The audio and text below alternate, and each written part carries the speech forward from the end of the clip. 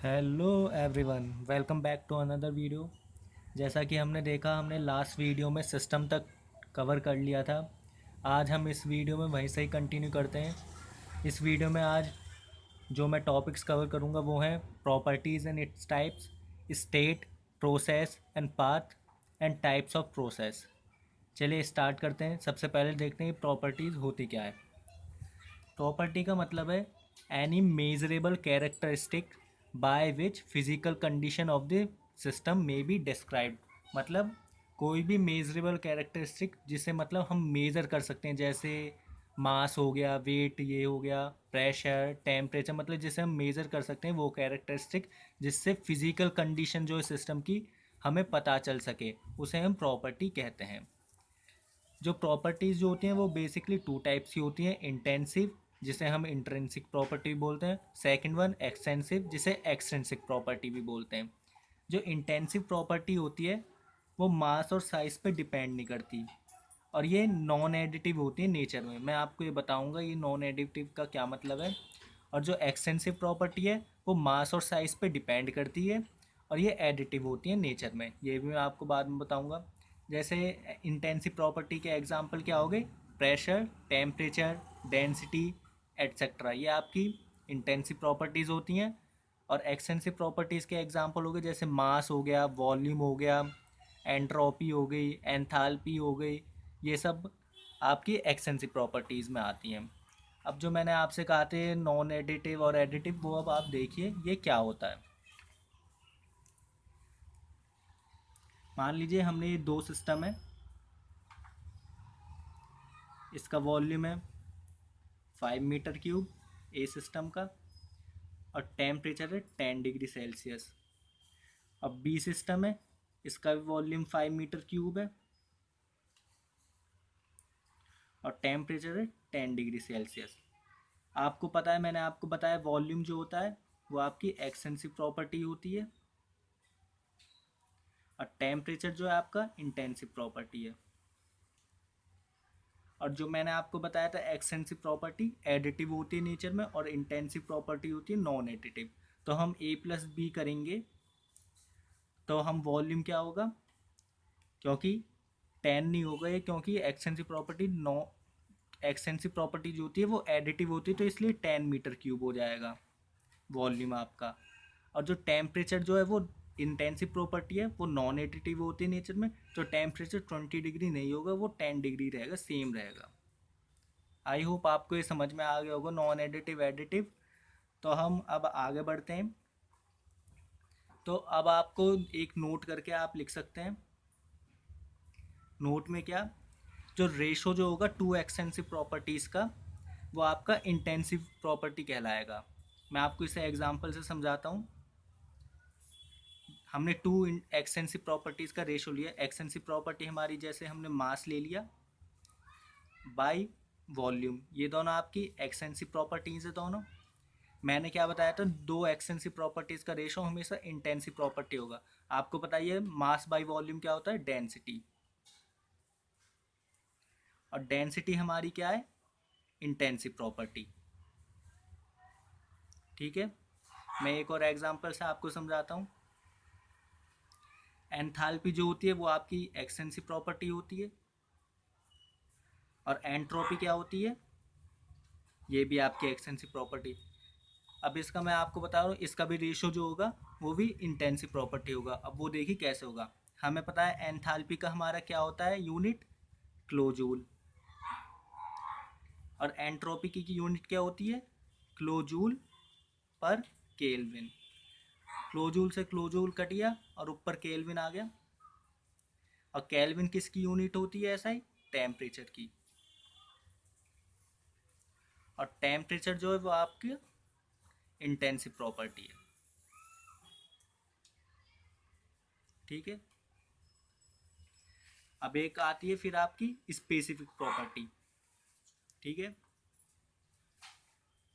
अब ये specific property क्या होती है? स्पेसिफिक प्रॉपर्टी होती है एक्सटेंसिव प्रॉपर्टी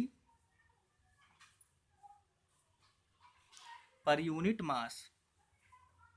ये आपकी स्पेसिफिक प्रॉपर्टी। और जितनी भी आपकी स्पेसिफिक प्रॉपर्टी होंगी वो ऑलवेज इंटेंसिव प्रॉपर्टी होगा। ठीक है। और एक और चीज़ मैं आपको बतानी भूल गया, ऊपर ऊपर आप ये एक और नोट करके लिख लीजिए आप, ये यहाँ पे जितनी भी टाइप ऑफ एनर्जीज होंगी, ऑल एनर्जीज, वो सब आपकी एक्सटेंसिव प्रॉपर्टीज होंगी। ठीक है, ये आप नोट करके लिख सकते हैं अपने में। अब हम ये आज का हमारे पूरा कंप्लीट हो गया प्रॉपर्टीज एंड टाइप्स। अब हम आते हैं स्टेट, प्रोसेस एंड पाथ पे। चलिए आगे बढ़ते हैं। स्टेट आपका क्या होता है? जो एनी इक्विलिब्रियम कंडीशन जो होती है, इक्विलिब्रियम कंडीशन सिस्टम की, उसे हम स्टेट कहते हैं। देख लेते हैं हम इसे। ये any equilibrium condition of the system is known as state of the system. और जो स्टेट जो होती है वो आपकी प्रॉपर्टी पे डिपेंड करती है, वो मैं आपको बताऊंगा कैसे। देखिए इस फिगर से हम समझते हैं। जैसे कोई एक सिस्टम है, इसका प्रेशर है 5 मेगा पास्कल, वॉल्यूम है 5 मीटर क्यूब, और टेम्परेचर 10 डिग्री सेल्सियस। अब बी सिस्टम है, इसका प्रेशर है 10 मेगा पास्कल, वॉल्यूम है 10 मीटर क्यूब, और टेम्परेचर है 20 डिग्री सेल्सियस। तो अब हम इसे पीवी डायग्राम पे देखेंगे क्या होता है स्टेट ऑफ द सिस्टम। ये हमने प्रेशर वॉल्यूम डायग्राम बनाया, पीवी डायग्राम। अब मान लिए ए सिस्टम की हम क्या आपको कि ये प्रेशर है 5 मेगा पास्कल, हमने मान लिया 5 मेगा पास्कल ये हो गया। अब वॉल्यूम है 5 मीटर की, वॉल्यूम मतलब एक पॉइंट ये हो गया, ये इसकी एक इक्विलिब्रियम कंडीशन हो गई। अब बी से ये ए सिस्टम की है, और बी में ही प्रेशर है 10 मेगा पास्कल। ठीक है, 10 ये यहाँ हो गया, और 20 और 10 मीटर की वॉल्यूम है। ये बी सिस्टम की इक्विलिब्रियम कंडीशन हो गई। जो ये आपकी इसे कहते हैं हम स्टेट। स्टेट हमारी प्रॉपर्टी पे, मैंने आपको बोला था प्रॉपर्टी पे डिपेंड करती है। मतलब अगर हमारी कोई सी भी इनमें से प्रॉपर्टी चेंज होती है, या तो प्रेशर या वॉल्यूम, तो आपकी उस हिसाब से स्टेट भी आपकी चेंज हो जाएगी, जैसे आपने कि देखा। ठीक है, अब हम आगे बढ़ते हैं। अब मैं प्रोसेस प्रोसेस बहुत बोल रहा हूँ, क्या होता है। अब देखिए प्रोसेस क्या होता है।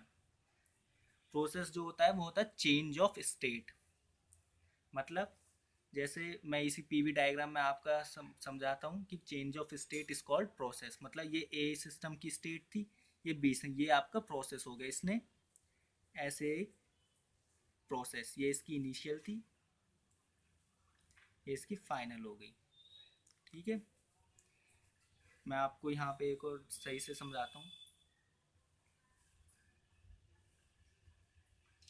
मान लिए एक ये ए थी, ये बी था, ये जो इसने इनिशियल टू फाइनल पॉइंट तक पहुंचा, ये हमारा प्रोसेस कहलाता है।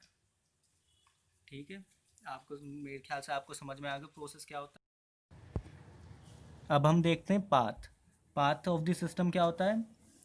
If a thermodynamic system passes through series of state while going initial to final state is known as path of the system। मतलब कोई भी थर्मोडाइनमिक सिस्टम है जो पास हो रहा है सीरीज ऑफ स्टेट से फ्रॉम इस इनिशियल टू फाइनल पोजीशन, मतलब अपनी final initial position final position से, उसे हम पाथ ऑफ द सिस्टम कहते हैं। मतलब जैसे ये हमारा कोई सिस्टम है ए, ये कोई सिस्टम बी, ये हमारा प्रोसेस मैंने आपको बताया था, ये यहाँ से लेके यहाँ तक ए से इनिशियल टू फाइनल जा रहा है। और ये आपको पता नहीं, यहाँ पे बीच बीच में स्टेट्स होती हैं, इक्विलिब्रियम स्टेट। ये स्टेट हो गई, ये 2 3 4, मतलब ऐसे इनफाइनाइट स्टेट होती हैं, उनसे सीरीज ऑफ स्टेट से पास हो रहा है from its initial to final position, इसे हम पाथ कहते हैं।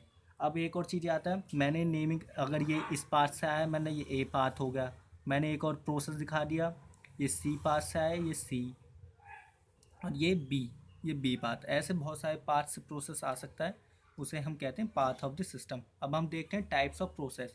बेसिकली 2 टाइप के प्रोसेस होते हैं, रिवर्सिबल, इरिवर्सिबल। आपने रिवर्सिबल सुना होगा। रिवर्सिबल किसे कहते हैं, जैसे कोई ये प्रोसेस है, ए से बी जा रहा है,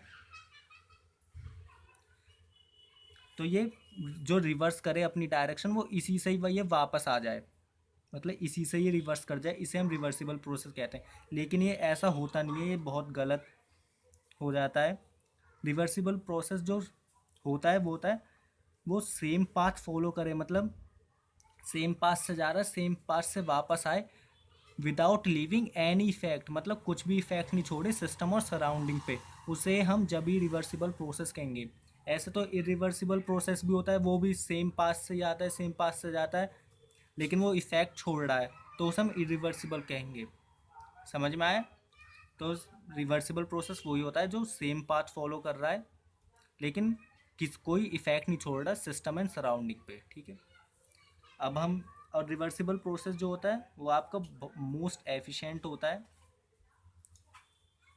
और आपको इजी टू अंडरस्टैंड होता है। ठीक है, मैंने आपको, और रिवर्सिबल प्रोसेस क्यों होता है, इरिवर्सिबल प्रोसेस के कुछ कारण हैं जिस वजह से कोई प्रोसेस इरिवर्सिबल होता है, जैसे फ्रिक्शन हो गया, थ्रॉटलिंग हो गया, ये सब इसके कुछ कारण हैं इरिवर्सिबल होने के। जितने भी हमारे जो इरिवर्सिबल प्रोसेस है ना, जितने भी ये हमारे इरिवर्सिबल प्रोसेस जो होते हैं वो आपके रियल प्रोसेस होते हैं। ठीक है, मतलब जितने भी हमारे डेली लाइफ में जितने भी प्रोसेस होते हैं वो इरिवर्सिबल होते हैं, और ये जो रिवर्सिबल प्रोसेस होते हैं हमारे, ये आइडियल प्रोसेस होते हैं। ठीक है, आपको यहाँ तक समझ में आ गया होगा। आज का हमारा तीन हमने करा था, properties and types, state, process path, ये भी कंप्लीट हो गया, टाइप्स ऑफ प्रोसेस ये भी कंप्लीट हो गया। आज की वीडियो हम यहीं ख़त्म करते हैं। वीडियो को लाइक करें, शेयर करें, कमेंट करें और चैनल को सब्सक्राइब करना ना भूलें। मिलते हैं नेक्स्ट वीडियो में। धन्यवाद।